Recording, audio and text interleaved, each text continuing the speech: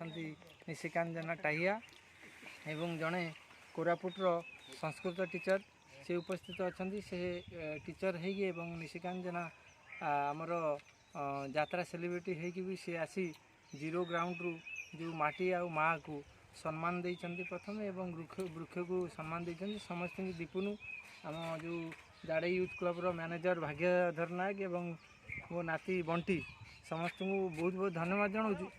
सर्वप्रथम कि मु कहिबी कि आम जो भारत वर्ष रे आउ पृथ्वी रे जो अम्लजान सर्ट होती कौन कि वृक्ष जो जंगल आम काटी दौचु गछ काटी दे सारा पर आमर अम्लजान सर्ट होती से आमे समस्ते कथा होइथिलु 2 दिन तले आमर किछि जगह खाली पड़ता माँ जाड़ी ठाकुराणीकर सेठी आम वृक्षरोपण करवा सकाळु आम वृक्षरोपण कर सारी अलरेडी 50टा गछ लगेचु एवं समस्त को अनुरोध भारतवासी को मु हाथ जोड़ी अनुरोध करुँच समस्ते गोटे गोटे गछ लगातु आपण ना लगातु आपण बापा माँ ना जार ना लगातु गोटे गोटे गछ लगेले एबे जो कोरोना परिस्थिति होती से कोरोना परिस्थिति आज आम मरीजा किंतु आम पुओ नाती आम जदि गछ लगे अम्लजान सर्ट हेबनी कोरोना को दूरेवाई कोरोना को मारिबाई समस्ते आम गोटे गोटे वृक्ष लगेगा।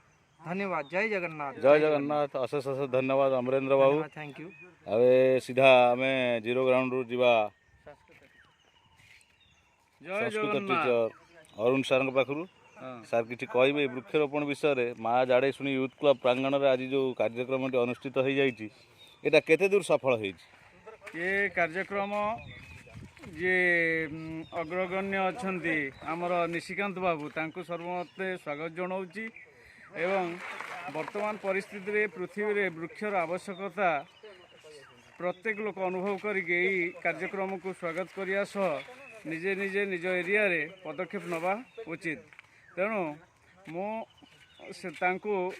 बयस सान हेले मध्य ये सब क्षेत्र में अनेक सहयोग करने को बहुत इच्छा अन्य मानक प्रेरित करने चेष्टा करुच्ची। जय जगन्नाथ। धन्यवाद।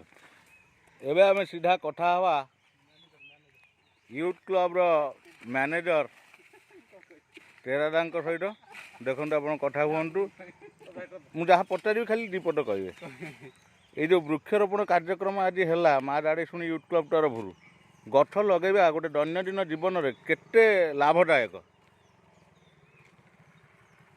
खाली संक्षेप कहे केते लाभदायक गछटी लगेले आम कि प्रकार बेनिफिट पाँच कहतु पटे कहून पटे कह